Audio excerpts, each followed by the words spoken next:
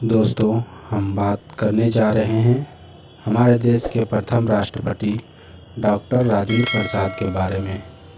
राजेंद्र बाबू का जन्म 3 दिसंबर 1884 को बिहार के तत्कालीन सारण जिले में हुआ था। गांव का नाम जीरादेई था। उनके पिता महादेव सहाय संस्कृत एवं फारसी के विद्वान थे एवं उनकी माता कमलेश्वरी देवी एक धर्मपरायण महिला थीं। राजेंद्र प्रसाद के पूर्वज मूल रूप से कुआं गांव अमोढ़ा उत्तर प्रदेश के निवासी थे। यह एक कायस्थ परिवार था। कुछ कायस्थ परिवार इस स्थान को छोड़कर बलिया जा बसे थे। कुछ परिवारों को बलिया भी रास नहीं आया, इसलिए वे वहां से बिहार के जिला सारण के एक गांव जीरादेई में जा बसे। इन परिवारों में कुछ शिक्षित लोग भी थे। इन्हीं परिवारों में राजेंद्र प्रसाद के पूर्वजों का परिवार भी था। जीरादेई को हथुआ रियासत की दीवानी मिल गई। 25-30 साल तक वे उस रियासत के दीवान रहे। उन्होंने स्वयं भी कुछ ज़मीन खरीद ली थी।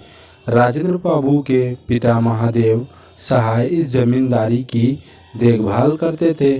राजेंद्र बाबू के चाचा जगदेव सहाय भी घर पर ही रहकर जमींदारी का काम देखते थे। अपने 5 भाई बहनों में वे सबसे छोटे थे, इसलिए पूरे परिवार में सबके प्यारे थे। उनके चाचा के चूँकि कोई संतान नहीं था, इसलिए वे राजेंद्र प्रसाद को अपने पुत्र की भांति ही समझते थे। दादा, पिता और चाचा के लाड प्यार में ही राजेंद्र बाबू का पालन पोषण हुआ। दादी और माँ का भी उन पर पूर्ण प्रेम बरसता था। बचपन में राजेंद्र बाबू जल्दी सो जाते थे और सुबह जल्दी उठ जाते थे। उठते ही माँ को भी जगा दिया करते और फिर उन्हें सोने ही नहीं देते थे। अतएव माँ भी उन्हें प्रभाती के साथ साथ रामायण महाभारत की कहानियाँ और भजन की कीर्तन आदि रोज़ाना सुनाती थी। 5 वर्ष की उम्र में ही राजेंद्र बाबू ने एक मौलवी साहब से फारसी में शिक्षा शुरू किया। उसके बाद वे अपनी प्रारंभिक शिक्षा के लिए छपरा के जिला स्कूल गए। राजेंद्र बाबू का विवाह उस समय की परिपाटी के अनुसार बाल काल में ही लगभग 13 वर्ष की उम्र में राजवंशी देवी से हो गया। विवाह के बाद भी उन्होंने पटना की टी.के. घोष अकादमी से अपनी पढ़ाई जारी रखी। उनका वैवाहिक जीवन बहुत सुखी रहा और उससे उनके अध्ययन अथवा अन्य कार्यों में कोई रुकावट नहीं पड़ी। लेकिन वे जल्द ही जिला स्कूल छपरा चले गए और वहीं 18 वर्ष की उम्र में उन्होंने कोलकाता विश्वविद्यालय की प्रवेश परीक्षा दी। उस प्रवेश परीक्षा में उन्होंने प्रथम स्थान प्राप्त हुआ था। सन 1902 में उन्होंने कोलकाता के प्रसिद्ध प्रेसिडेंसी कॉलेज में दाखिला लिया। उनकी प्रतिभा ने गोपाल कृष्ण गोखले तथा बिहार विभूति अनुग्रह नारायण सिन्हा जैसे विद्वानों का ध्यान अपनी ओर आकर्षित किया। 1915 में उन्होंने स्वर्ण पद के साथ विधि परास्नातक LL.M. की परीक्षा पास की और बाद में लॉ के क्षेत्र में ही उन्होंने डॉक्टर की उपाधि भी हासिल की। राजेंद्र बाबू कानून की पढ़ाई का अभ्यास भागलपुर के बिहार में क्या करते थे। स्वतंत्रता आंदोलन के दौरान भारतीय स्वतंत्रता आंदोलन में उनका पदार्पण वकील के रूप में अपने करियर की शुरुआत करते ही हो गया था। चंपारण में गांधी जी ने एक तथ्य अन्वेषण समूह भेजे जाते समय उसने अपने स्वयं सेवकों के साथ आने का अनुरोध किया था। राजेंद्र बाबू महात्मा गांधी की निष्ठा, समर्पण एवं साहस से बहुत प्रभावित हुए और 1928 में उन्होंने कोलकाता विश्वविद्यालय के सीनेटर का पद त्याग कर दिया।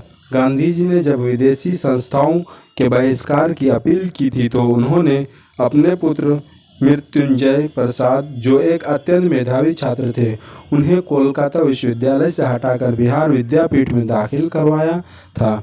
उन्होंने चार्ल्स लाइट और देश जैसी पत्रिकाओं में इस विषय पर बहुत से लेख लिखे थे और इन अखबारों के लिए अक्सर वे धन जुटाने का काम भी करते थे। 1914 में बिहार और बंगाल में आई बाढ़ में उन्होंने काफ़ी बढ़ चढ़ कर सेवा कार्य किया था। बिहार के 1934 के भूकंप के समय राजेंद्र बाबू कारावास में थे। जेल से 2 वर्ष में छूटने के पश्चात वे भूकंप पीड़ितों के लिए धन जुटाने में तन मन से जुट गए और उन्होंने वायसराय के जुटाए धन से कहीं अधिक अपने व्यक्तिगत प्रयासों से जमा किया। सिंध और क्वेटा के भूकंप के समय भी उन्होंने कई रात शिविरों का इंतजाम अपने हाथों में लिया था। 1934 में वे भारतीय राष्ट्रीय कांग्रेस के मुंबई अधिवेशन में अध्यक्ष चुने गए थे। नेताजी सुभाष चंद्र बोस के अध्यक्ष पद से त्याग पत्र देने पर कांग्रेस अध्यक्ष का पदभार उन्होंने एक बार पुनः 1939 में संभाला था। भारत के गणतंत्र होने के बाद संविधान लागू होने पर उन्होंने देश के पहले राष्ट्रपति का पदभार संभाला। राष्ट्रपति के तौर पर उन्होंने कभी भी अपने संवैधानिक अधिकार में प्रधानमंत्री या कांग्रेस को दखलंदाजी का मौका नहीं दिया और हमेशा स्वतंत्र रूप से कार्य करते रहे। हिंदू अधिनियम पारित करते समय उन्हें काफ़ी कड़ा रुख अपनाना था।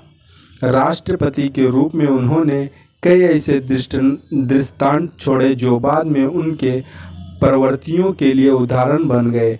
भारतीय संविधान के लागू होने के एक दिन पहले 25 जनवरी 1950 को उनकी बहन भागवती देवी का निधन हो गया, लेकिन वे भारतीय गणराज्य की स्थापना के रस्म के बाद ही दाह संस्कार में भाग लेने गया। भारत वर्ष के 15 वर्ष तक राष्ट्रपति के रूप में कार्य करने के पश्चात उन्होंने 1962 में अपने अवकाश की घोषणा की। अवकाश लेने के बाद ही उन्हें भारत सरकार द्वारा सर्वोच्च नागरिक सम्मान भारत रत्न से नवाजा गया। भारत रत्न सन 1962 में अवकाश प्राप्त करने पर राष्ट्र ने उन्हें भारत रत्न की सर्वश्रेष्ठ उपाधि से सम्मानित किया। यह उस भूमिपुत्र के लिए कृतज्ञता का प्रतीक था जिसने अपनी आत्मा की आवाज़ सुनकर आधी शताब्दी तक अपनी मृत भूमि की सेवा की थी। निधन अपने जीवन के आखिरी महीने बिताने के लिए उन्होंने पटना के निकट सदाकत आश्रम चुना। यहाँ पर 28 फरवरी 1963 में उनके जीवन की कहानी समाप्त हुई।